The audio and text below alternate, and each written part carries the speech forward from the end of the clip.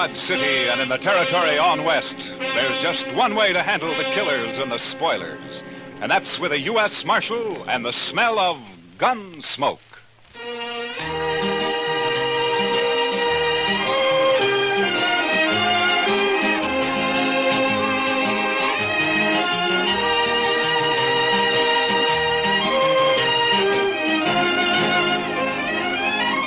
Gunsmoke, starring William Conrad. The transcribed story of the violence that moved west with young America. The story of a man who moved with it. Matt Dillon, United States Marshal.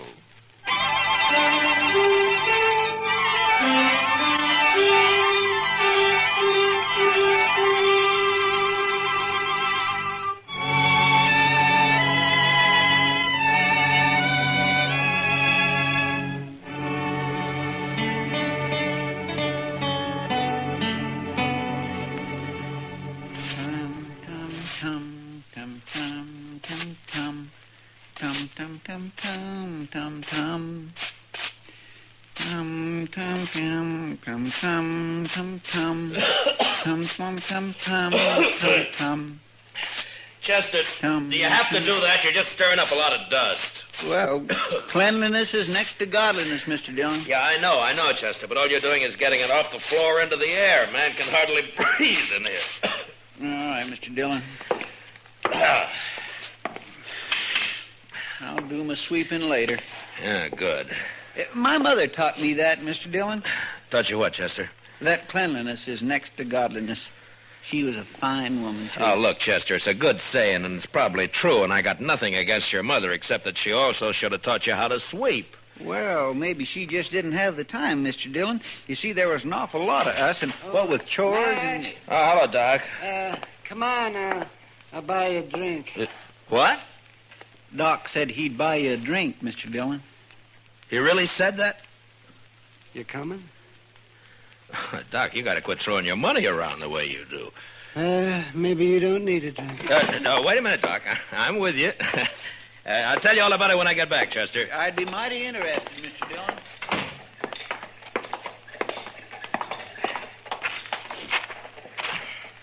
Oh, sure be glad when it gets winter again. Why, Doc? You'll just complain about the cold, then. I suppose.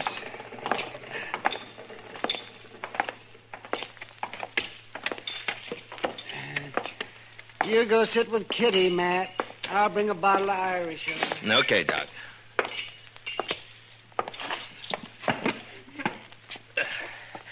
Hello, Kitty.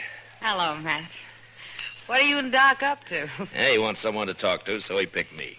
And you. Fine. I'm a good listener. Lots of practice.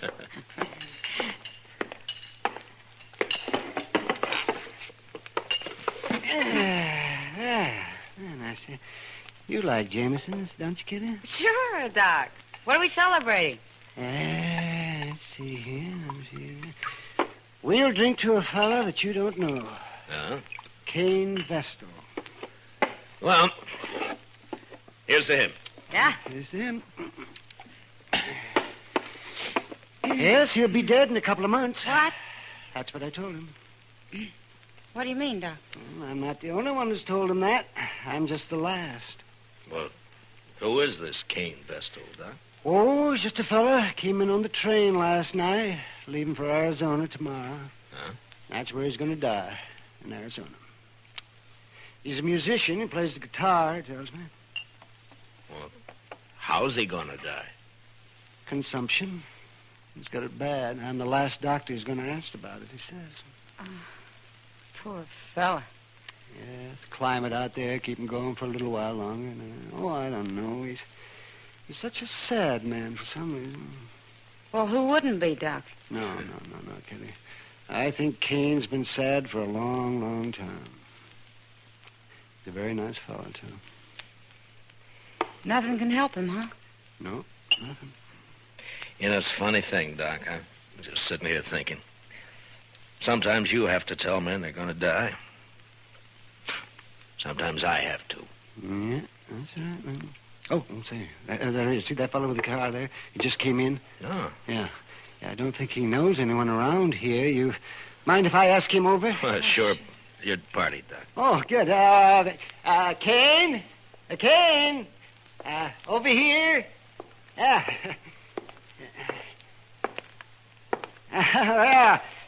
Sit down. Sit down. Cain, this is Kitty. Hello, Miss Cain. Kitty. This is Marshal Dillon. Hello, Marshal. Pleasure to meet you. Just a minute here.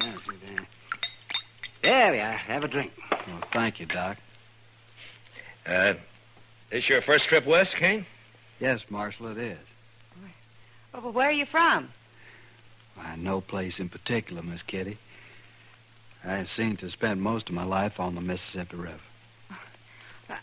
I thought you were a musician. I am. I was hired to ride the river boats and play my guitar for the passengers. Oh.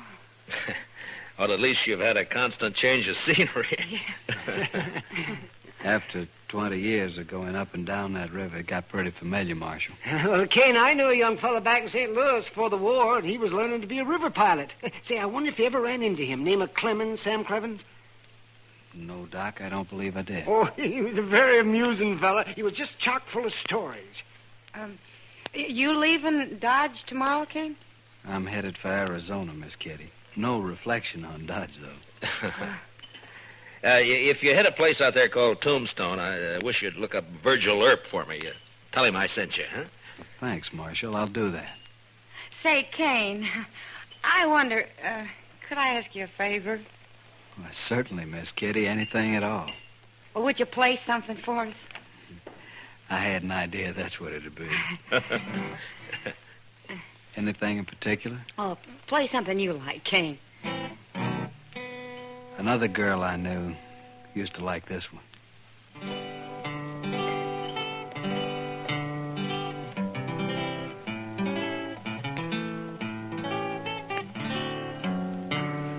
Nice.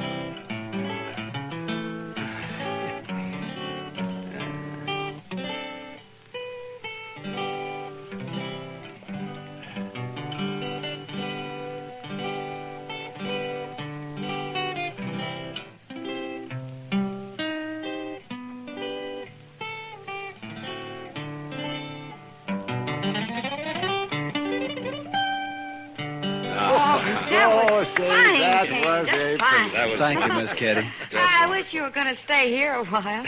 Maybe you could teach me to play like that, huh? It'd be a pleasure, Miss Kitty. But I'm afraid I won't be around for long.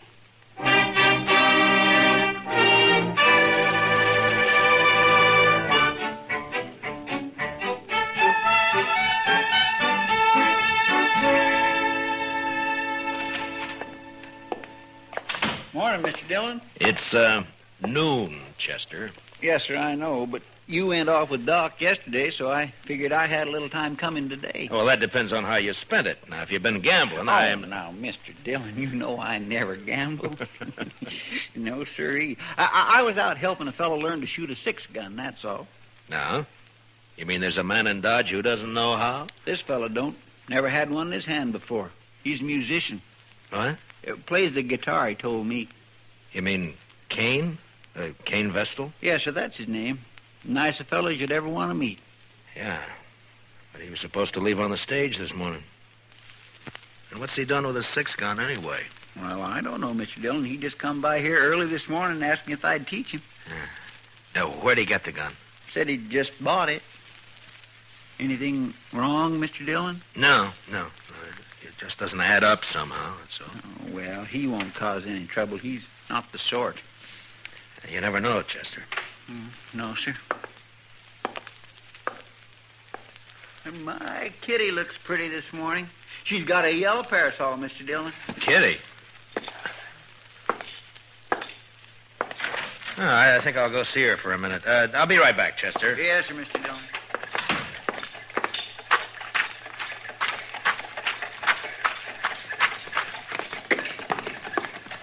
Kitty? Hello, Matt. Kitty, I'd like to talk to you for a minute. Oh, sure. What is it? I'm curious about something, Kitty. Maybe you can help me. Maybe. How long was Cain Vessel with you yesterday? Cain. Oh, well, he didn't leave till evening. Why? Well, he didn't go out on the stage this morning, and he's bought himself a 6-gun. You any idea why? A gun? Uh-huh. Doesn't sound like Cain. Anything happened yesterday, Kitty, or did he tell you anything? Well, yeah, there was one thing, Matt. Joel Adams and a couple of his men came in. Yeah? Cain got pretty upset when he saw him had a bad coughing spell. Oh? Later, he asked a lot of questions about Adams. Well, what'd you tell him? Just that Adams is a big landowner around here, that nobody who isn't working for him likes him very much. That's all I know, anyway. Yeah. They didn't talk, Adams and Cain. No. I don't think they even know each other. Well, anyway, he sure isn't the sort to be packing a gun. Oh, you'll just get into trouble, Matt. Yeah. Where's he staying, did he say? Dodge House, I think. Yeah. Thanks, Kitty. I'll see you later.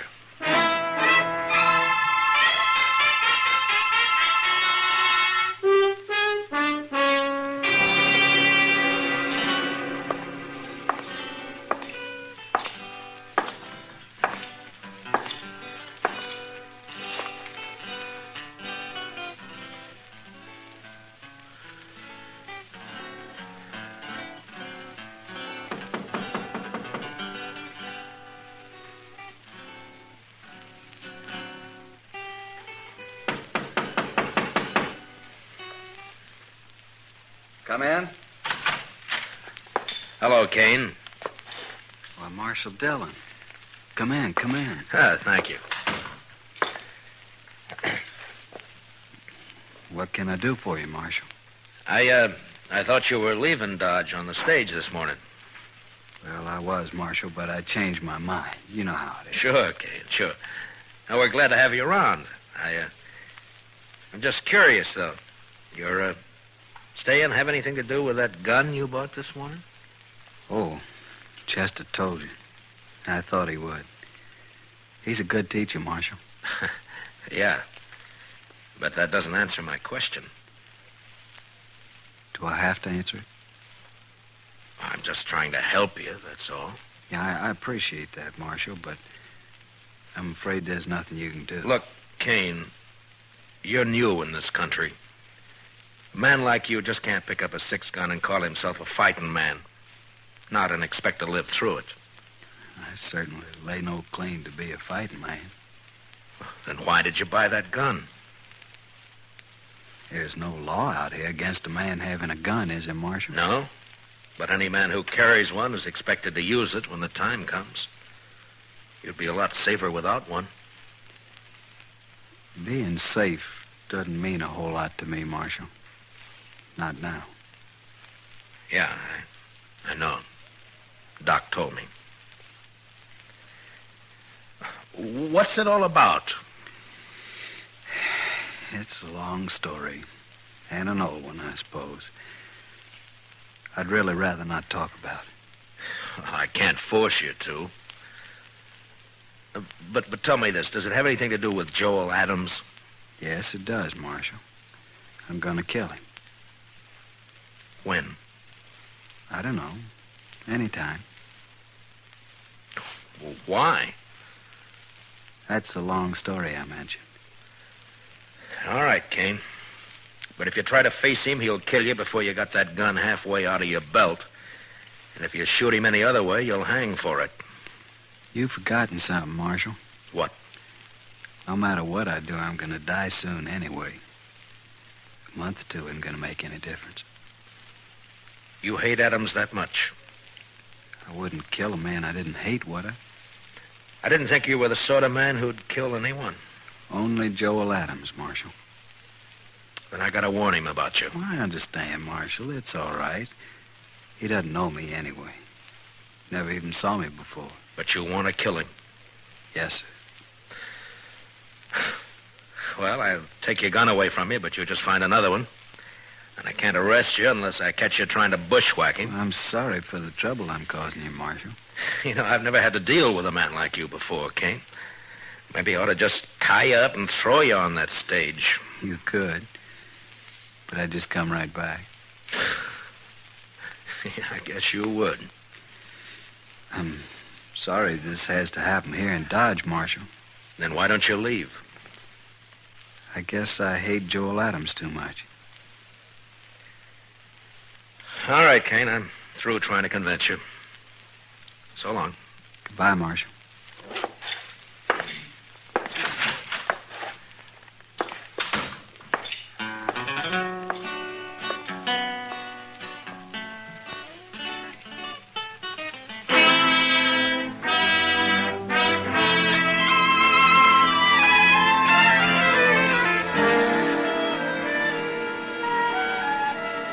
I never heard of Cain Vestal, Marshal, and I never saw him before last night. You must have known him somewhere, Adams. You're trying to make me out a liar, Marshal.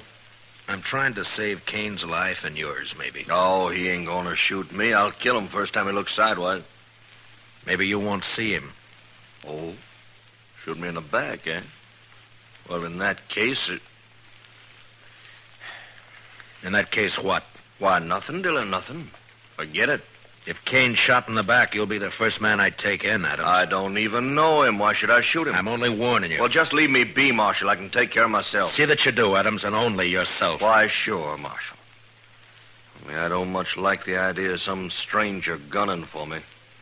Makes me sort of uneasy. There must be some reason for it. Don't start it again, Marshal. Ain't no reason. I know you've led a blameless life. You never hurt anyone. I did you, told Adams? you twice There are now, men Billy. around here who'd shoot you on sight if they thought they could get by with it. I don't think you were ever any good, Adams, so don't tell me Cain's got no reason. I don't You're believe it. pushing me now, I'm tired Marshal. of your talk, that's all. Maybe it's true you don't know him, but he sure knows something about you. Well, then I wish you didn't. That's all I got to say. Well, just keep out of his way. Give it a little time, and maybe there won't be any killing at all. Why, sure. All the time in the world. All right, Adams. I've done all I can. Just don't worry about me. I'm not. Then goodbye, Marshal. Goodbye.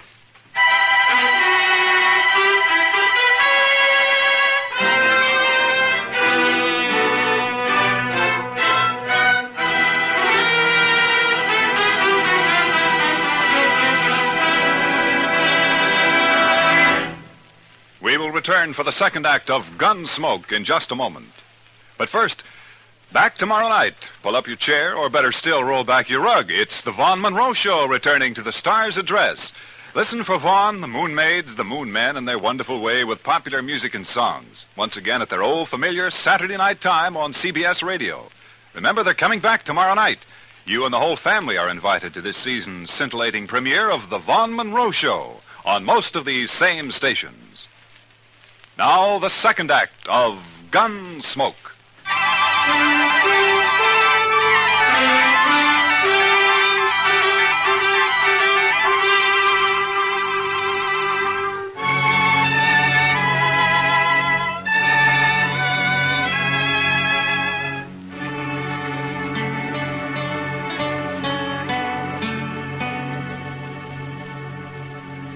Sure is quiet around town tonight, Mr. Dillon. Yeah. There's a trail herd due in a couple of days. I suppose business will pick up then. You'd think those cowboys be too tuckered out after a ride like that to have any juice left in them at all, Mr. Dillon. Yeah, they're too poor to cut loose any other time. Well, that don't stop them down in Texas, Mr. Dillon. No? No. It's just like an uncle of mine back in Waco. He was poor, oh, he was mean poor. But he always said the only good money was to have fun with. Oh, did he have fun? But no, sir. He was too poor, like I said. All right, Chester, all right. All I ask is that you don't try to explain it to me. Well, but there's nothing to explain, Mr. Dillon. It's just that he was the one poorest Chester. man who'd ever... Marshal, say, you want to talk to Cain Vestal? What? Cain is upstairs in my office. He been shot? No, not shot. Beat up. Well, how is he, Doc? Well, it's not too bad. A couple of cowboys found him just outside of town. They heard a shot and said 2 men rode off before they could stop them. Yeah? And I guess whoever it was, they didn't have time to finish the job. They just got started working on him. So Adams made the first move, huh? I'll be back soon, Chester. Yes, sir, Mr. Dillon. They hit him on the head with a gun butt. Scratched him up some. Outside of that, he's fine. It's still assault, even if they didn't kill him, Doc. Yeah, I suppose it is. Anyway, they took a shot at him when they heard those riders coming along. Went right through his coat. Yeah. They probably think he's dead. So that's where you went, Doc. I might have known. Didn't even give you a chance to use that gun, did he, Cain? I didn't have a gun on me, Marshal, but it wasn't he. It was they. Huh? Did you recognize them? Well, I don't know many people around here. You know Joel Adams, so you told me. It wasn't Adam. Could you pick him out if you saw him again? No, Marshal, I don't believe I could. Where were you when they grabbed you, Cain? End of Front Street. I was taking a walk after supper. They rode up behind me, one on each side, lifted me up, and carried me out of town a ways. You must have got a good look at them, at least when they got off their horses. It was too dark, Marshal. Yeah. Doc, how long's he been here? Oh, about half an hour, Marshal. Why? Those cowboys who saw you, Cain, they brought you right in here, didn't they? Yes. So it was maybe an hour ago when those 2 men hauled you out of town? It was plenty light enough then.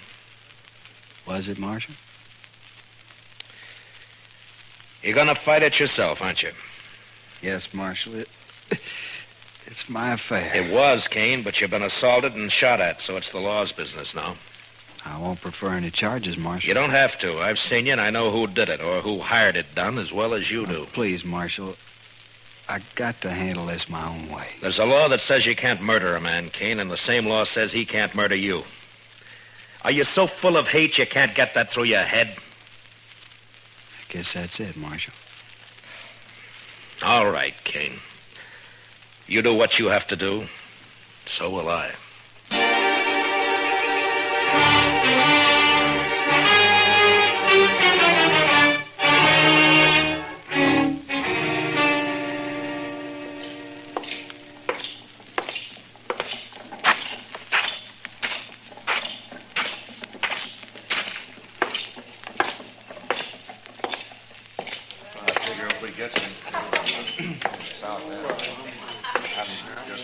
Hello, Adams.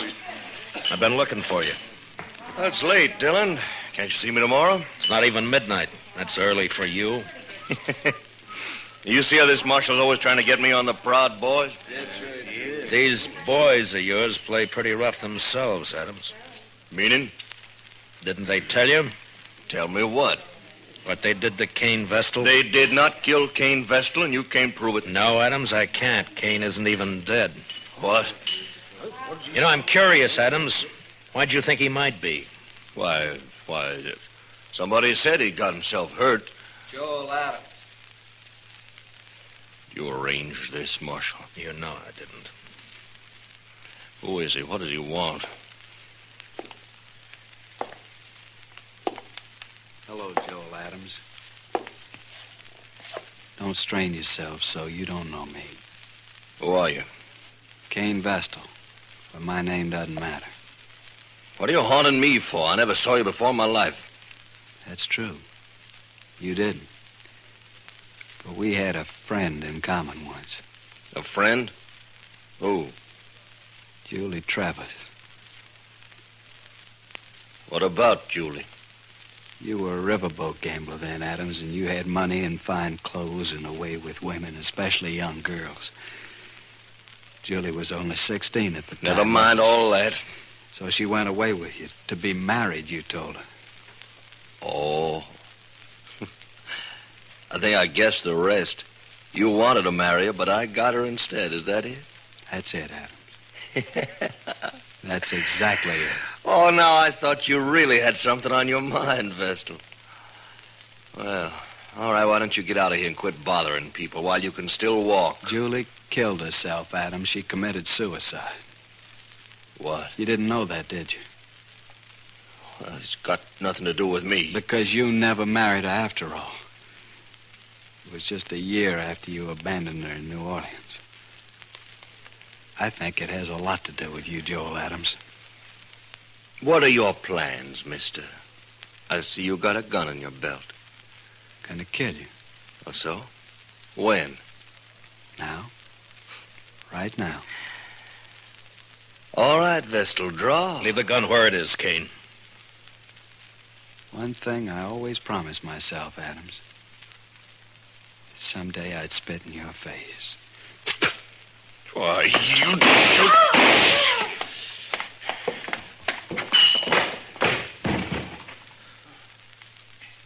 Give me the gun, Adams. Okay. He's dead. Well, he was going to kill me. You heard him. He wanted you dead, Adams, any way he could manage. I know it. That's what I say. You're under arrest for murder. What? It was a gunfight. Cain never even moved for his gun. Well, then I'll hang for this. He couldn't have got me any other way. No, don't suppose he could have. I remember the river gamblers used to say, don't matter how you win, so long as you win. That Cain should have been a gambler. Maybe he was. Come on, let's go.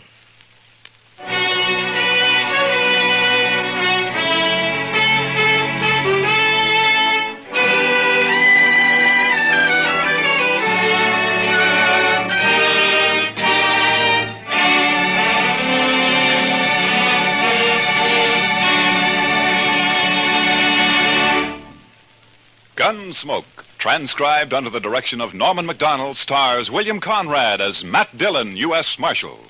Tonight's story was especially written for Gunsmoke by John Meston, with music composed and conducted by Rex Corey. Featured in the cast were Harry Bartell with Georgia Ellis and Larry Dobkin. Parley Bayer is Chester, Howard McNear is Doc. Clancy Cassell speaking. Join us again next week as Matt Dillon, U.S. Marshal, fights to bring law and order out of the wild violence of the West in Gunsmoke.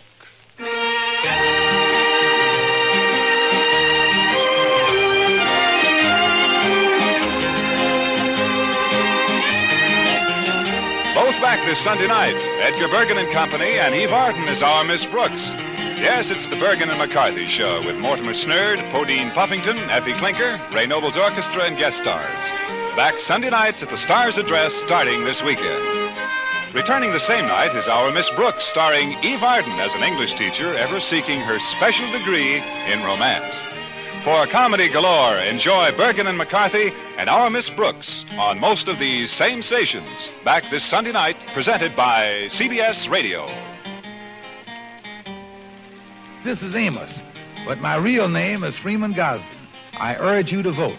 And as Amos would say, follow the election returns on the CBS Radio.